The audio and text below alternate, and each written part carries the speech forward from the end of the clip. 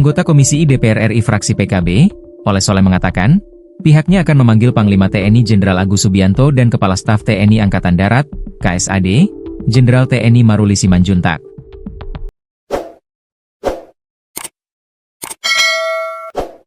Hal ini terkait tragedi ledakan amunisi kadaluarsa di Desa Sagara, Kecamatan Cibalong, Kabupaten Garut, Jawa Barat, yang menewaskan 13 orang. Oleh menekankan pentingnya pertanggungjawaban atas insiden tersebut.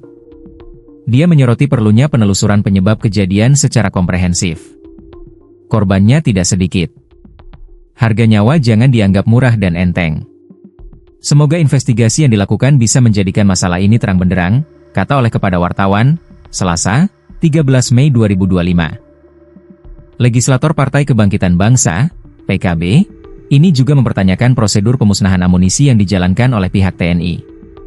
Apakah sudah dilakukan sesuai dengan Standard Operating Procedure, SOP, yang telah ditetapkan atau ada kelalaian yang dilakukan oknum TNI dalam pemusnahan? Tanya Oleh. Oleh karena itu, Oleh meminta TNI melakukan investigasi secara menyeluruh terhadap kejadian tersebut, agar menjadi terang benderang dan diketahui penyebabnya. Tentu ini harus dilakukan investigasi secara menyeluruh agar terang benderang dan apa yang menjadi penyebab terjadinya korban jiwa. Dan siapa yang bertanggung jawab terhadap peristiwa itu, ucapnya.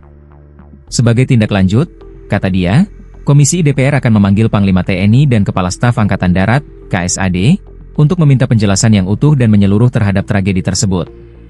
4 prajurit TNI AD dan 9 warga sipil tewas dalam insiden pemusnahan bom atau pemusnahan bahan peledak afkir di Desa Sagara, Kecamatan Cibalong, Kabupaten Garut, Jawa Barat pada Senin, 12 Mei 2025, pagi.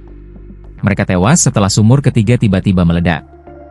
Dalam pemusnahan amunisi itu, disiapkan 2 sumur. Ledakan di 2 lubang sumur itu berjalan dengan baik. Namun kemudian muncul ledakan dari sumur ketiga yang sebenarnya digunakan untuk meledakkan detonator.